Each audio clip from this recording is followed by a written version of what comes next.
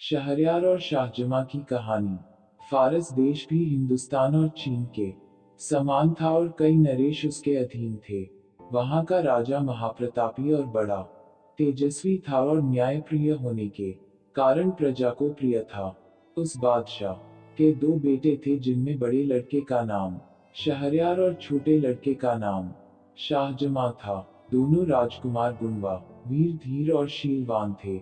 जब बादशाह का देहांत हुआ तो शहजादा शहरयार गद्दी पर बैठा और उसने अपने छोटे भाई को, जो उसे बहुत मानता था, तातार देश का राज्य, सेना और खजाना दिया। शाहजहां अपने बड़े भाई की आज्ञा में तत्पर हुआ और देश के प्रबंध के लिए समरकंद को, जो संसार के सभी शहरों से उत्तम और बड़ा था, अपनी राजधानी बनाकर आराम से रहने लगा। जब उन दोनों को अलग हुए 10 वर्ष हो गए तो बड़े ने चाहा कि किसी को भेजकर उसे अपने पास बुलाए। उसने अपने मंत्री को उसे बुलाने की आज्ञा दी और मंत्री यह आज्ञा पाकर बड़ी धूमधाम से विदा हुआ।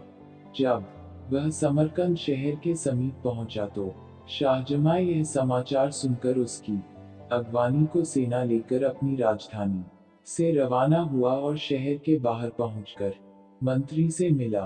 वह उसे देखकर प्रसन्न हुआ। शाहजहां अपने भाई शहरयार का कुशलक्षेम पूछने लगा। मंत्री ने शाहजहां को दंडवत कर उसके भाई का हाल कहा। वह मंत्री बादशाह शहरयार का परम आज्ञा पालक था और उससे प्रेम करता था। शाहजहां ने उससे कहा कि भाई, मेरे अग्रज ने तुम्हें मुझे लेने को भेजा, इस बात से मुझको अत्यंत हर्ष हुआ। उनकी आज्ञा मेरे शिरोधार्य है। अगर भगवान ने चाहा तो 10 दिन में यात्रा की तैयारी करके और शासन में अपना प्रतिनिधि नियुक्त कर तुम्हारे साथ चलूंगा। तुम्हारे और तुम्हारी सेना के लिए खाने पीने का प्रबंध सब यहीं हो जाएगा। अतएव तुम इसी स्थान पर ठहरो। अतएव उसी स्थान पर खाने पीने आदि की व्यवस्था कर दी गई और वे वहां रहे। इस अवसर पर बादशाह ने यात्रा की तैयारियां की और अपनी जगह अपने विश्वास पात्र मंत्री को नियुक्त किया। एक दिन सायं अपनी बेगम से, जो उसे अति प्रिय थी, विदा ली और अपने सेवकों और मुसाहिबों को लेकर समरकंद से चला और अपने खेमे में पहुंचकर मंत्री के साथ बातचीत करने लगा। आधी रात होने पर उसकी इच्छा हुई कि एक बार बेगम से फिर मिल आऊं। वह सबसे छुपकर अकेला ही महल में पहुंचा। बेगम को उसके आने का संदेह तक न था। वह अपने एक तुच्छ और कुरूप सेवक के साथ सो रही थी। शाहजहां सोचकर आया था कि बेगम उसे देखकर अति प्रसन्न होगी। उसे दूसरे मर्द के साथ सोते देखकर एक क्षण के लिए उसे काट मार गया। कुछ संभलने पर सोचने लगा कि कहीं मुझे दृष्टि भ्रम तो नहीं हो गया। लेकिन भली भांति देखने पर भी जब वही बात पाई तो सोचने लगा, यह कैसा अनर्थ है कि मैं अभी समरकंद नगर की रक्षा भित्ति से बाहर भी नहीं निकला और ऐसा कर्म होने लगा। वह क्रोधाग्नि में जलने लगा और उसने तलवार निकालकर ऐसे हाथ मारे कि दोनों के सिर कटकर पलंग के नीचे आ गए। इसके बाद दोनों शवों को पिछवाड़े की खिड़की से नीचे गड्ढे में फेंककर वह अपने खेमे में वापस आ गया। उसने किसी से रात की बात न बताई। दूसरे दिन प्रातः ही सेना चल पड़ी। उसके साथ के और सब लोग तो हंसी खुशी रास्ता काट रहे थे, किंतु शाहजहां अपनी बेगम के पाप कर्म को याद करके दुखी रहता था और दिनों दिन उसका मुंह पीला पड़ता जाता था। उसकी सारी यात्रा इसी कष्ट में बीती। जब वह हिंदुस्तान की राजधानी के समीप पहुंचा और शहरयार ने यह सुना तो वह अपने सारे दरबारियों को लेकर शाहजहां की अभ्यर्थना के लिए आया। जब दोनों एक दूसरे के पास पहुंचे तो अपने अपने घोड़े से उतरकर गले मिले और कुछ देर तक एक दूसरे की कुशल क्षेत्र पूछकर बड़े समारोह पूर्वक रवाना हुए। शहरयार ने शाहजहां को उस महल में ठहराया जो उसके लिए पहले से सजाया गया था और जहां से उद्यान दिखाई देता था। वह महल बड़ा और राजाओं के स्वागत योग्य था। फिर शहरयार ने अपने भाई से स्नान करने को कहा। शाहजहां ने स्नान करके नए कपड़े पहने और दोनों भाई महल के मंच पर बैठकर देर तक वार्तालाप करते रहे। सारे दरबारी दोनों बादशाहों के सामने अपने अपने उपयुक्त स्थान पर खड़े रहे। भोजनोपरांत भी दोनों बादशाह देर तक बातें करते रहे। जब रात बहुत बीत गई तो शहरयार अपने भाई को आतिथ्य गृह में छोड़कर अपने महल को चला गया। शाहजहां फिर शोकाकुल होकर अपने पलंग पर आंसू बहाता हुआ लौटता रहा। भाई के सामने वह अपना दुख छुपाए रहा, लेकिन अकेला होते ही उस पर वही दुख सवार हो गया और उसकी पीड़ा ऐसी बढ़ गई जैसे उसकी जान लेकर ही छोड़ेगी। वह एक क्षण के लिए भी अपनी बेगम का दुष्कर्म भुला नहीं पाता था। वह अक्सर हाय हाय कर उठता और हमेशा ठंडी सांसें भरा करता। उसे रातों को नींद नहीं आती थी। इसी दुख और चिंता में उसका शरीर धीरे धीरे घुलने लगा। शहरयार ने उसकी यह दशा देखी तो विचार किया कि मैं शाहजहां से इतना प्रेम करता हूँ और उसकी सुख सुविधा का इतना ख्याल रखता हूँ, फिर भी सदैव ही इसे शोक सागर में निमग्न देखता हूँ। मालूम नहीं इसे अपने राज्य की चिंता खाए जाती है या अपनी बेगम का विछोह सताता है। मैंने इसे यहाँ बुलाकर बेकार ही इसे शोक संताप में डाल दिया। अब उचित होगा कि इसे समझा बुझा कर और उत्तमोत्तम भेंट वस्तुएं देकर समरकंद वापस भेज दूं ताकि इसका दुख दूर हो सके। यह सोचकर उसने हिंदुस्तान देश की बहुमूल्य वस्तुएं थालों में लगाकर शाहजहां के पास भेजी और उसका जी बहलाने के लिए तरह तरह के खेल तमाशे करवाए, लेकिन शाहजहां की उदासी कम नहीं हुई बल्कि बढ़ती ही गई। फिर शहरयार ने अपने दरबारियों से कहा कि सुना है यहाँ से 2 दिनों की राह के बाद एक घना जंगल है और वहाँ अच्छा शिकार मिलता है, इसलिए मैं वहाँ शिकार खेलने जाना चाहता हूँ। तुम लोग भी तैयार होकर मेरे साथ चलो और शाहजहां से भी चलने को कहो, क्योंकि शिकार में उसका जी लगेगा और उसका चित्त प्रसन्न होगा। शाहजहां ने निवेदन किया कि मेरी तबीयत ठीक नहीं है, इस कारण मुझे शिकार पर जाने से माफ करें। शहरयार ने कहा, अच्छी बात है, अगर तुम्हारा यहीं रहने को जी चाहता है तो रहो, लेकिन मैं तैयारी कर चुका हूँ, मेरे अपने भृत्यों के साथ शिकार के लिए जाता हूँ। शहरयार के जाने के बाद शाहजहां ने अपने निवास स्थान के द्वार अंदर से बंद कर लिए और एक खिड़की पर जा बैठा।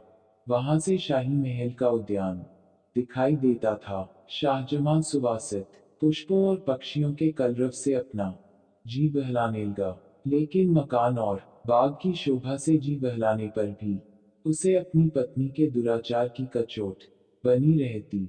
जब संध्या हुई तो शाहजहां ने देखा कि राजमहल का एक चोर दरवाजा खुला और उसमें से शहरयार की बेगम 20 अन्य स्त्रियों के साथ निकली।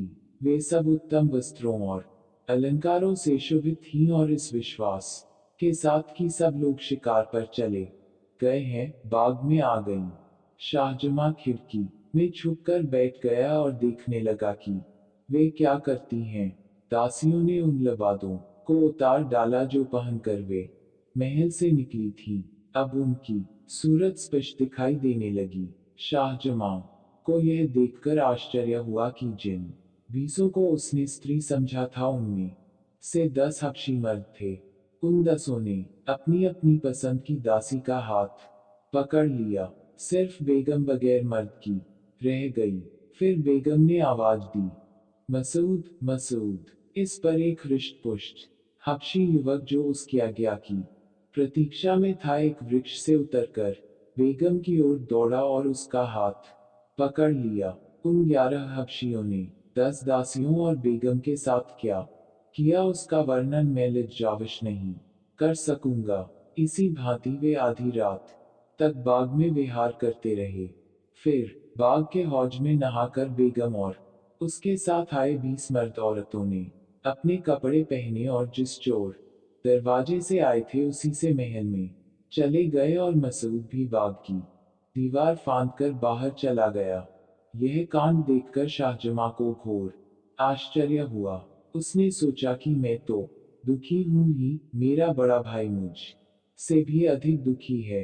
यद्यपि वह अत्यंत शक्तिशाली और वैभवशाली है, तथापि इस दुष्कर्म को रोकने में असमर्थ है। फिर मैं इतना शोक क्यों करूं? जब मुझे मालूम हो गया कि यह नीच कर्म संसार में अक्सर ही होता है, तो मैं बेकार ही स्वयं को शोक सागर में डुबोए दे रहा हूं। यह सोचकर उसने सारी चिंता छोड़ दी और साधारण रूप से रहने लगा। पहले उसकी भूख मिट गई थी, अब वह जाग गई और वह नाना प्रकार के स्वादिष्ट व्यंजन मंगाकर खाने लगा और संगीत नृत्य आदि का आनंद लेने लगा। जब शहरयार शिकार से लौटा तो शाहजमां ने बड़ी प्रसन्नता पूर्वक उसका स्वागत किया।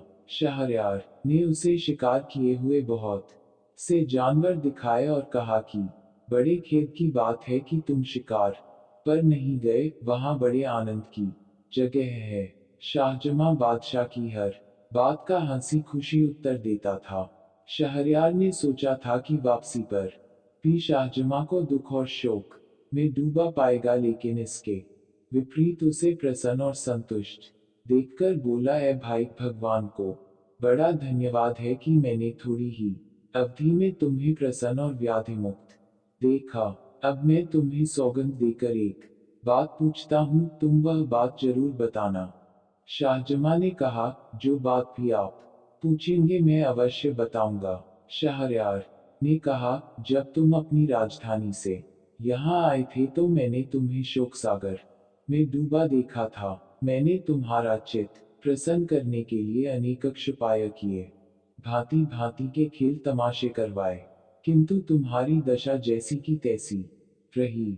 मैंने बहुत सोचा कि इस दुख का कारण क्या हो सकता है, किंतु इसके सिवा कोई कारण समझ में नहीं आया कि तुम्हें अपनी बेगम के विछोह का दुख है और राज्य प्रबंध की चिंता है। किंतु अब क्या बात हुई जिससे तुम्हारा दुख और चिंता दूर हो गई? शाहजमां यह सुनकर मौन रहा, किंतु जब शहरयार ने बार बार यही प्रश्न पूछा तो वह बोला, आप मेरे मालिक हैं, मुझसे बड़े हैं, मैं इस प्रश्न का उत्तर न दूंगा क्योंकि इसमें बड़ी निर्लजता की बात है। शहरयार ने कहा कि जब तक तुम मुझे यह न बताओगे तब तक मुझे चैन न आएगा। शाहजमां ने विवश होकर अपनी बेगम के कुकर्म का सविस्तार वर्णन किया और कहा कि मैं इसी कारण दुखी रहता था। शहरयार ने कहा, भैया, यह तो तुमने बड़े आश्चर्य की असंभव सी बात बताई। यह तो तुमने बड़ा अच्छा किया कि ऐसी व्यभिचारिणी को उसके प्रेमी सहित मार डाला। इस मामले में कोई तुम्हें अन्याय नहीं कह सकता। मैं तुम्हारी जगह होता तो मुझे एक स्त्री को मारने से संतोष न होता, 1000 स्त्रियों को मार डालता। बताओ कि मेरे बाहर जाने पर यह शोक किस प्रकार दूर हुआ।